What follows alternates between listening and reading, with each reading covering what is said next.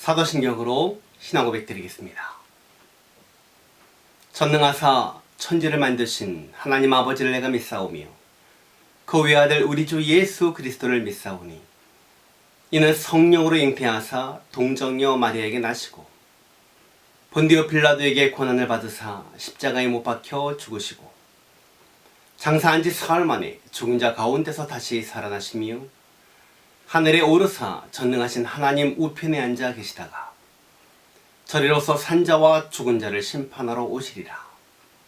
성령을 믿사오며 거룩한 공회와 성도가 서로 교통하는 것과 죄를 사하여 주시는 것과 몸이 다시 사는 것과 영원히 사는 것을 믿사옵나이다.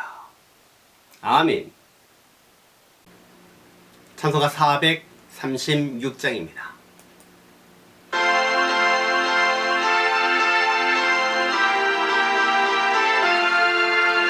나 이제 주님의 새 생명 얻은 몸 옛 것은 지나고 새 사람이로다. 그 생명 내 맘에 강같이 흐르고 그 사랑 내게서 해같이 빛난다. 영생을 누리며 주 안에 살리라. 오늘도 내일도 주 함께 살리라. 주 안에 감추인 새 생명 얻으니 이전에 줬던 것 이제는 값없다. 하늘의 은혜와 평화를 맛보니 찬송과 기도로 주 함께 살리라. 영생을 누리며 주 안에 살리라. 오늘도 내일도 주 함께 살리라.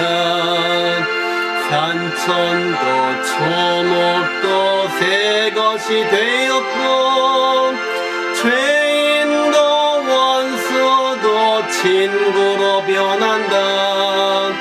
새 생명 얻은 자 영생을 누리니 주님을 모신 맘 새 하늘이로다.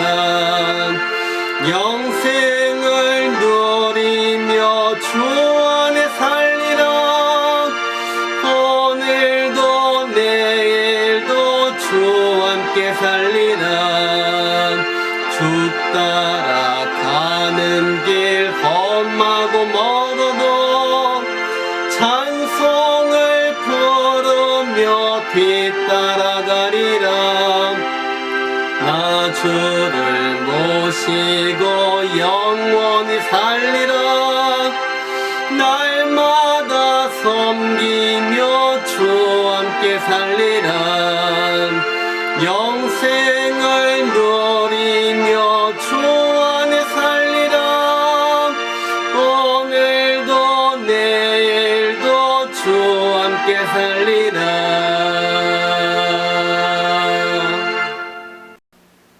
오늘 주신 하나님의 말씀은 골로새서 3장 9절과 10절 말씀입니다. 제가 본드켜 올리겠습니다. 너희가 서로 거짓말을 하지 말라.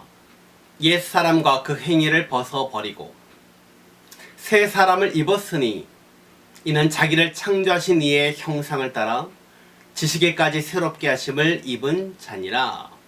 아멘. 할렐루야. 거룩한 주일 주 앞에 나와 예배하는 여러분에게 하나님의 사랑과 은혜가 넘쳐나시기를 주님의 이름으로 축원을 드립니다. 우리는 계속해서 위의 것을 바라보는 자의 삶에 대해서 생각해 보고 있습니다. 왜 우리는 위의 것을 바라봐야 합니까? 위의 것을 바라보는 자는요, 비록 이 세상의 삶이 힘들고 어렵다 할지라도 주님의 재림을 기다리면서 소망을 가지고 살기 때문입니다. 또 주님이 기뻐하시지 않는 죄와 또한 죄의 습성들을 죽이고 그것들을 벗어버리고 성화의 모습으로 자라날 수 있기 때문이에요. 믿습니까? 오늘은 세 번째 시간으로요. 위의 것을 바라보는 자는요. 예수 그리스도를 닮아가는 삶을 사는 자입니다. 구절을 봅니다. 너희가 서로 거짓말을 하지 말라. 옛사람과 그 행위를 벗어버리고. 여기서 옛사람을 벗어버리라 라는 명령이 있습니다. 그러나 거기서 끝나지 않아요. 벗어버리기만 하면 안 된다는 겁니다. 다시 입어야 하는 거예요. 그래서 10절에 입으라 라는 명령이 나옵니다. 10절입니다. 새 사람을 입었으니 이는 자기를 창조하신 이의 형상을 따라 지식에까지 새롭게 하심을 입은 자니라. 여러분, 내가 예수 그리스도를 믿고 새 사람이 된 것을 여러분 믿으십니까? 우리가 예수 그리스도를 믿는 순간 우리는 새로운 피조물이 되는 거예요. 그리고 새 사람이 되는 겁니다. 믿습니까? 여기서 바울은요, 새 사람이 되는 것으로 끝나지 않아요. 새 사람을 입었으면 이제는 어떻게 해야 한다고요? 10절 다시 볼까요? 새 사람을 입었으니 이는 자기를 창조하신 이의 형상을 따라 지식에까지 새롭게 하심을 입은 자니라. 새 사람을 입었으면 이제는 나를 창조하신 이의 형상을 따라서 그 지식에까지 새롭게 되어야 한다는 겁니다. 이것은 현재 진행형인 거예요. 계속해서 새로워져야 한다는 말입니다. 즉 내가 예수 그리스도를 믿고 새로운 피조물이 되었다. 이것은 완성형이 아닙니다. 이게 바로 여기서 시작인 거예요. 그러면 어떻게 되는 것이 새 사람일까요? 새로운 사람의 모델이 어떤 사람일까요? 그것은 바로 나를 창조하신 하나님의 형상인 예수 그리스도를 닮아가는 겁니다. 예수 그리스도가 우리의 모델인 거예요. 나를 창조하신 예수 그리스도가 내가 본받아야 할 진정한 삶의 모델인 것을 기억하시기 바랍니다. 아멘. 내가 새로운 사람이 되어간다. 이 말은요, 내가 주님을 닮아간다는 말이고요, 내가 하나님을 닮아간다는 말인 거예요. 여러분, 하나님이 천지를 창조하시고 우리 인간을 창조하실 때 가장 중요한 핵심을 둔 것이 뭔지 아십니까? 바로 하나님의 형상대로 지음을 받았다는 거예요. 하나님이 인간을 흙으로 창조하시고 그 코에 생기를 불어넣으셨습니다. 즉 하나님의 지, 정, 의 완전한 인격을 우리에게 불어넣으신 거예요. 그래서 인간은요, 하나님의 형상을 닮은 완전한 인격체인 겁니다. 그래서 하나님은 우리 인간에게 이렇게 말씀하십니다. 레위기 11장 45절 보니까 나는 너희의 하나님이 되려고 너희를 애굽 땅에서 인도하여 낸 여호와라.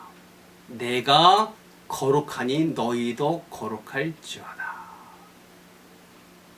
우리가 의를 추구하고 사랑을 추구하고 거룩을 추구할 때 누구를 닮아가야 합니까? 바로 하나님을 닮아가야 하는 겁니다. 그러면 어떻게 하나님을 닮아갈 수 있을까요? 우리가 하나님을 닮는 방법은 간단합니다. 어렵지 않아요. 무엇입니까? 바로 그냥 하나님을 바라보면 되는 거예요. 하나님을 바라보면 우리는 하나님을 닮는 겁니다. 여러분, 부부는 닮는다고 말합니다. 정말 그렇게 닮는 것 같아요. 저희 부부도 보면요, 서로 닮아가는 것을 보게 됩니다. 그러면 부부가 어떻게 닮아갑니까? 내가 이 사람을 닮아가야지 하면서 막 노력을 하나요? 아니잖아요. 그냥 닮아가는 거예요. 저절로 닮아가는 거예요. 그냥 서로 바라보면서 닮아가는 겁니다. 이게 바로 바라봄의 법칙인 거예요. 우리가 주님을 바라보면 주님을 닮고요. 우리가 세상을 바라보면 세상을 닮게 되고요. 우리가 물질을 바라보면 물질을 닮게 되는 겁니다. 우리는 하나님의 형상을 따라 지음을 받았기에 우리는 늘 주님을 바라보고 주님을 닮아가야 하는 줄 믿습니다. 아멘. 청교도 작가인 너셀리언 호선의 큰 바위 얼굴이라는 단편소설이 있습니다. 어느 마을에 사람에게 편안함을 주는 큰 바위 얼굴이 있었어요. 그 마을에는 장차 이 큰 바위의 얼굴을 닮은 사람이 나타나서 마을 사람 모두에게 행복을 안겨줘 준다는 그런 전설 같은 이야기가 내려오고 있었습니다. 그래서 마을 사람들은요, 오랜 세월 그 인물을 기다렸습니다. 그러다 어느 날 큰 바위 얼굴을 닮은 재력가가 나타났어요. 마을 사람들은 드디어 큰 바위 얼굴이 나타났다고 기뻐합니다. 하지만 얼마 후에 그는 그 사람들에게, 마을 사람들에게 실망만 안긴 채 떠나가고 말았습니다. 그 이후에도 큰 바위 얼굴을 닮은 장군도 오고 정치가도 오고 시인도 나타났지만 모두가 다 아니었습니다. 이렇게 실망하는 마을 사람들에게 그 마을 출신인 어네스트라는 설교가가 마을 사람들에게 위로의 말을 전하고 있었습니다. 그때 한 사람이 이렇게 외칩니다. 저분입니다. 저 어네스트 얼굴이 바로 큰 바위 얼굴과 너무 똑 닮았습니다. 저 사람이 바로 큰 바위 얼굴입니다. 라고 외쳤습니다. 그렇습니다.